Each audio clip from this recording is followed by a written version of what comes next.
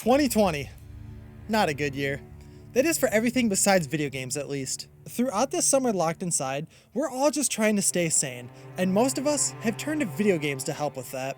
Escaping from the reality that is 2020 is so much easier when we have all these amazing games that have released over the last 6 months. In a year filled with large-scale cinematic experiences, it's been surprisingly refreshing to see some smaller titles like Fall Guys and Among Us be the surprise hits of the summer. Fall Guys and Among Us are the perfect games for all of us right now.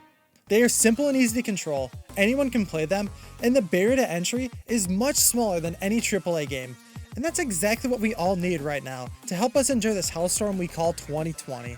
Fall Guys may be the main topic of this video, but Among Us has actually united us in such a divisive year. It has brought friend groups closer together in order to lie to each other and question why we blindly trust anything our friends are saying. But it hasn't always been like that, and actually, I have a lot in common with Among Us. Both of our creations were dead on arrival. All it took was a couple of people to play it on stream, and it spread like wildfire after that.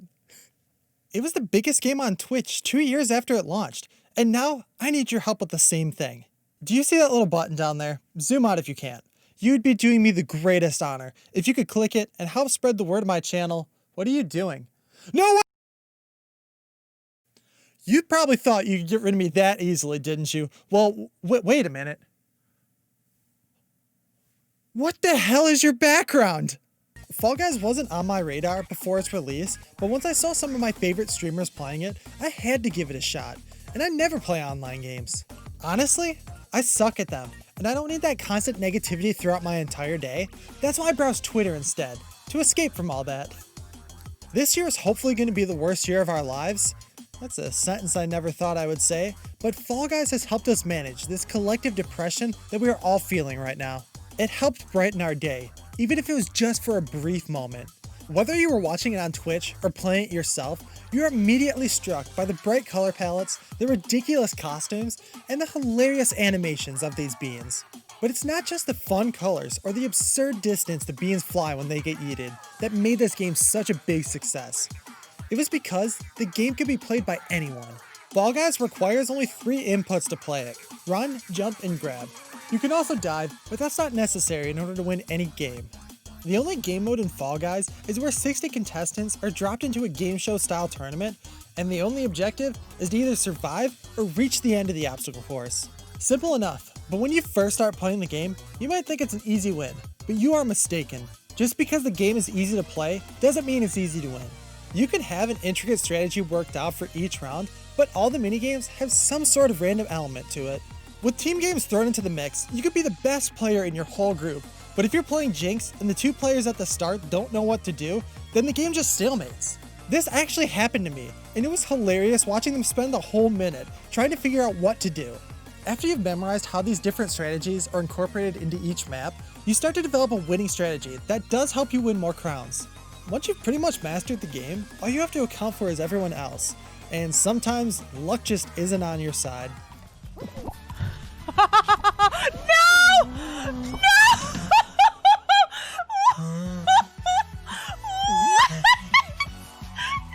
Watch this, Lise. You can actually pinpoint the second when a cart rips in half. And now! No! That is the true face of heartbreak. While defeat can be crushing, it can also instill a determination in you that drives you to beat the obstacles laid out in front of you. And that's why Fall Guys is exactly like Dark Souls. Stay with me here.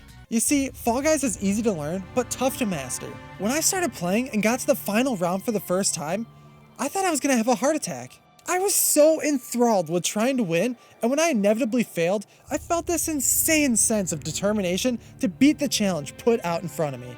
After a few more rounds, I finally got back to Fall Mountain, and when I jumped and grabbed that crown, I was ecstatic.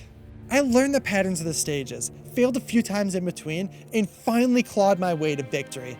And isn't that exactly how it feels to best a Dark Souls boss? Oh my god.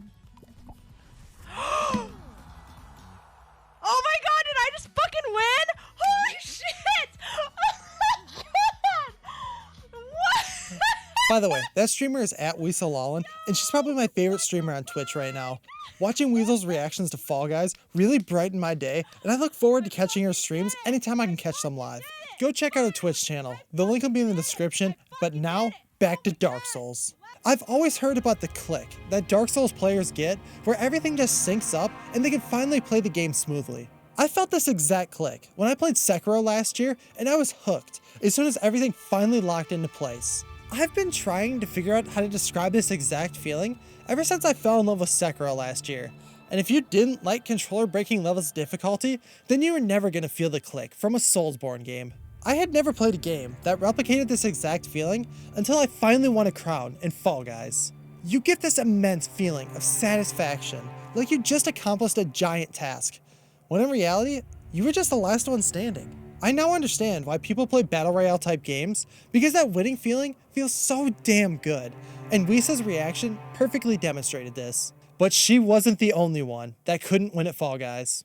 I'm losing to a kid's game, dude. I'm losing it to a kid's game, dude. I had never seen this guy's stream before, so watching the Fall Guys Twitter account absolutely roast him for not being able to win was amazing. For those of you that don't know, one of the top streamers on Twitch couldn't win a game in Fall Guys, and he became a meme for a solid week. Over 300,000 people tuned in to watch him win his first crown in Fall Guys, and it was kinda weird. It actually felt like a genuine moment of unity in this miserable year. One-on-one, Tim. Tim, you got this? Nice and easy. Let's go! You said it couldn't be done! There's the king!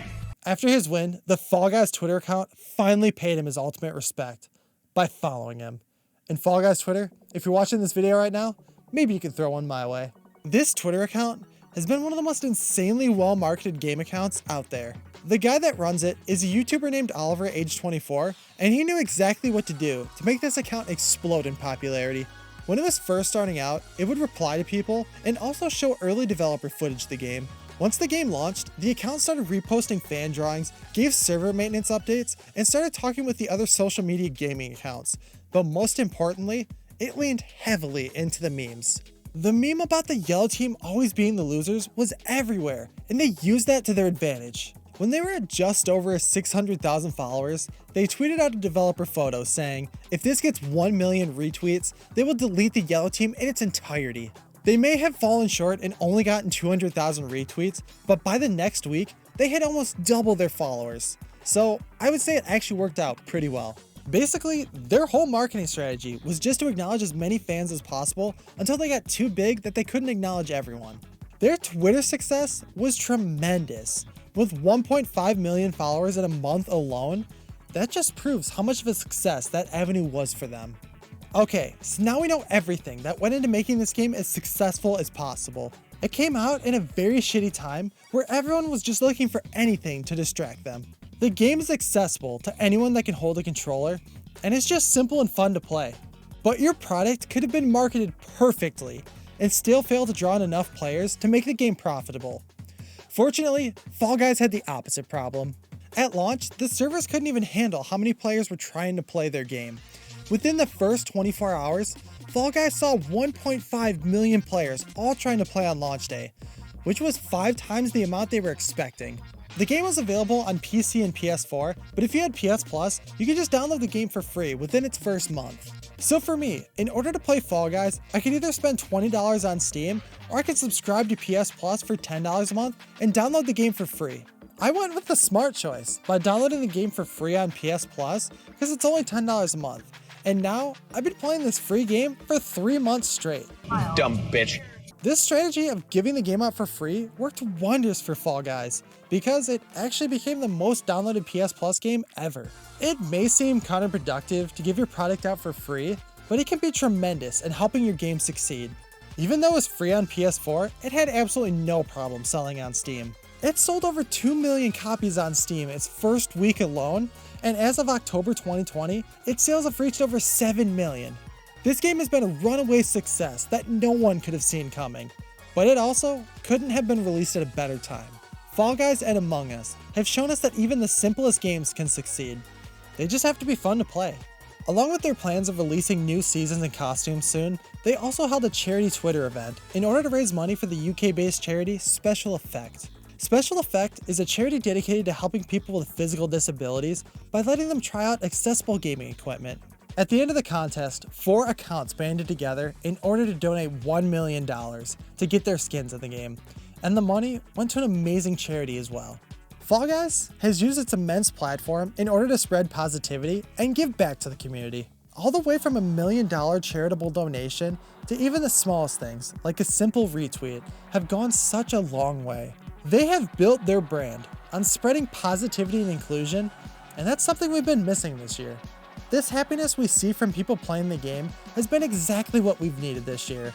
And even though it's just a simple video game, it's actually much more than that. This is the perfect game to play at the end of a stressful day, and I don't know about you guys, but it helps me relax and unwind at the end of my day. You don't have to think too hard when playing the game, and you don't even have to be good, because sometimes losing is just as fun.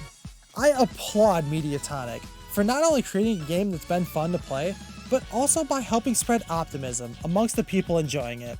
And that's why Fall Guys has been so successful. Guys, thank you so much for making it to the end of the video. I just want to say, like every other YouTuber is going to say, like and subscribe. That's the only way that really helps me grow. But really, just thank you for watching the entire video. I have a Twitter down below if you want to follow me down there just for more gaming opinions.